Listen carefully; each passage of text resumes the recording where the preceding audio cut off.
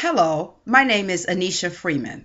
I'm also known as the locksmith because I make keys for people who are locked up in their minds.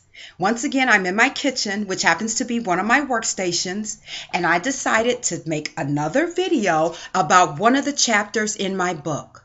I say another video because I've already made several and uploaded them to my YouTube channel. The name of my book is What's Really Going On, and it contains 31 articles that have been featured in my bi-weekly column in the Grand Rapids Times. Each article is written in the vein of cognitive restructuring, which happens to be one of my specialties. Most of the articles are written from the spiritual perspective. I didn't say religious, I said spiritual perspective. And although I believe each article will appeal to either a secular or faith-based audience, I didn't want you to be misled in case you're considering purchasing the book. Most of the articles are written from the spiritual perspective. Today I want to talk about the first chapter in my book, which is entitled, What Do You Define as Real? And this particular chapter happens to also be part one in my Matrix series. There are 8 of the articles in my book are based on the movie The Matrix, on different scenes from the movie The Matrix. So this is part 1 of that series, and it's also the first chapter in my book. So the name of the chapter is What Do You Define as Real? And the opening quote is by John Lennon. He says, "Reality leaves a lot to the imagination." So first, let me give you a quick background about the movie. I don't want to assume that everyone has saw the movie The Matrix. It's a sci-fi movie, science fiction, and it's about a group of people who know the truth, and they are trying to free other people who are locked up in their minds, locked up inside the Matrix. And Morpheus, one of the leaders of the team who knows the truth, he defined the matrix as the world pulled over your eyes to blind you to the truth. So in this particular scene that I base this chapter on in my book, Morpheus and Trinity has gone inside the Matrix, and they freed Neo. Neo is a gentleman who was attached to the Matrix, attached to that system, but he knew something was wrong.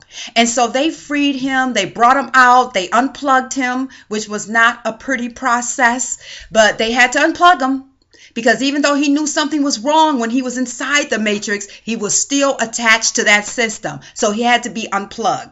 So after they unplugged him, Morpheus, who happens to be the leader of the team, Morpheus took Neo through a series of training simulations so that he would be equipped to go back inside the Matrix with the team to fight to try to free other people. So the Matrix happens to fool people or trick people using a computer-generated simulation. So in order to train Neo how to be inside the Matrix, although he's been unplugged, he took him inside a computer-generated simulation. And so once he took Neo inside, once Morpheus took Neo back into the system to train him how to fight, Neo looked around and he said, "Is this real?"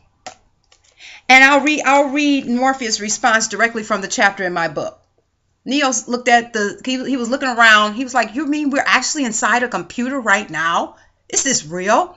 Morpheus answered Neo with a question of his own. "How do you define real? If you're talking about what you can feel, what you can smell, what you can taste and see, then reality is simply electrical signals interpreted by your brain." So Morpheus was telling Neo that whatever your mind tells you is real becomes real to you. And that's what I talk about in that chapter.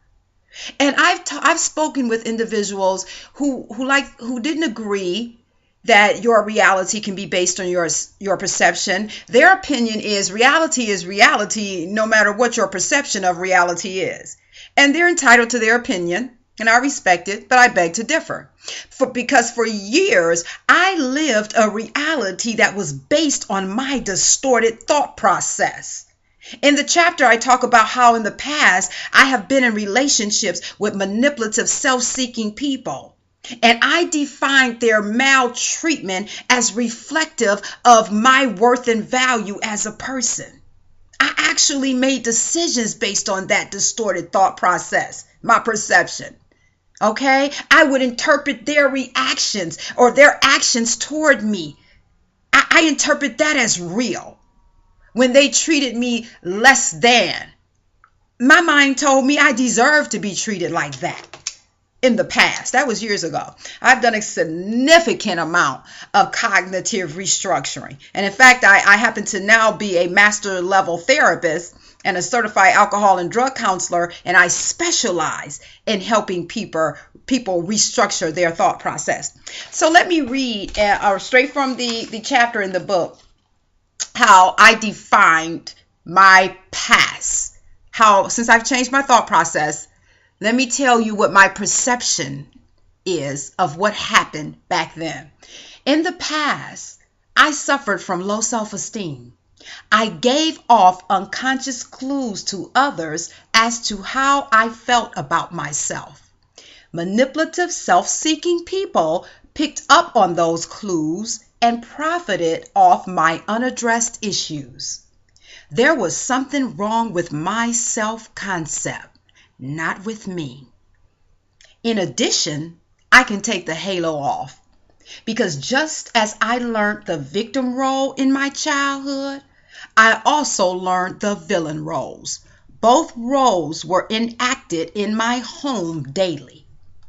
I have been the manipulative, self-seeking person on another set with other people. That hurtful relationship in which I was mistreated was just a reproduction of a script from my childhood. Wounded little girl gets hurt. You see, that's my perception now about what happened in the past. So I'm not overwhelmed with thoughts of feelings of rejection and hurt and indignation and bitterness. I don't have those feelings. I don't have the thoughts of there's something wrong with me. People are only tolerating me compared to others. I come up short. I don't suffer with that perception now. So today, I don't have dysfunctional relationships in my life. My reality now is a reflection of my perception, my current thought process. My reality, the reality I lived in the past, was a reflection of a distorted thought process. It was a reflection of my perception.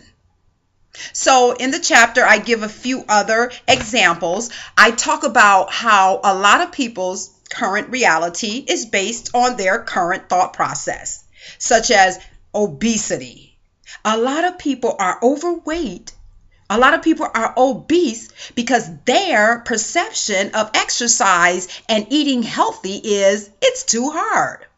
What if they sent their brain some different signals? Because remember, Morpheus told Neo, real is simply electrical signals interpreted by your brain. So what if they sent their brain some different signals? As opposed to exercise and eating healthy is too hard, what if they told their brain being obese, not liking the way I look, feeling tired is too hard? Then their reality would change. What if they define exercise as painful, tough, but doable?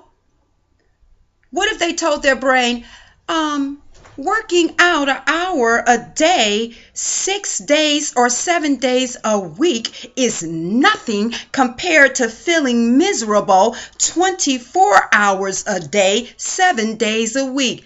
Do the math, brain.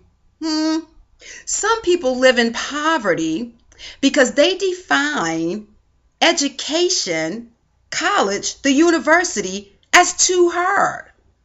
They define the 4, 6, or 8 years they need to do at the university as too hard. So their reality is they have a low-paying job, or they have to work several low-paying jobs just to scrape by month after month. What if they sent their brain a different signal? What if they said, brain, going to school for 4, 6, or 8, or 10 years is nothing compared to being miserable 75 or 80 years of my life? Come on now. Your current reality is based on your perception, your thought process. When I changed my thought process, my entire life changed. You see, I'm in recovery from drugs and alcohol. I was on drugs and alcohol for years. And when I walked away from the dope house on August the 7th of the year 2000, I defined that life as too hard. I had on a pair of flip-flops, a t-shirt, and a pair of shorts. That was my net worth right there. But I changed my thought process, and I rolled up my sleeves, and I went to work. That's been 13 and a half years ago. I have an associate's in computer application technology. I have a bachelor's in business. I have a master's in business administration. I have a master's in social work, and I'm a certified alcohol and drug counselor. I have a for-profit business, and I have a non-profit business. That's my current reality based on my current thought process. I underwent a series of cognitive restructuring, and then I created my own cognitive restructuring and resocialization program. And I end the chapter with a quote by one of my mentors. One of my mentors who played a significant role in my cognitive restructuring. Early in the process of our relationship, I would call her and vent about my reality, my perception of my reality, which was actually my reality. And she said something very profound one day. She said, Anneshia, it's hard to see the picture when you're the frame. Now marinate on that statement for a few minutes. It's hard to see the picture when you're the frame. I submit to you that your current reality is framed by your thought process. And if you change the way you think, your reality will change. So that's a chapter in my book, Part 1 of the Matrix series. And you can order my book on Amazon. It's available in paperback or ebook format, or you can order it from my website, AnnesiaConsulting.com. Anneshia is spelled ANNESHIA. AnnesiaConsulting.com. Until next time.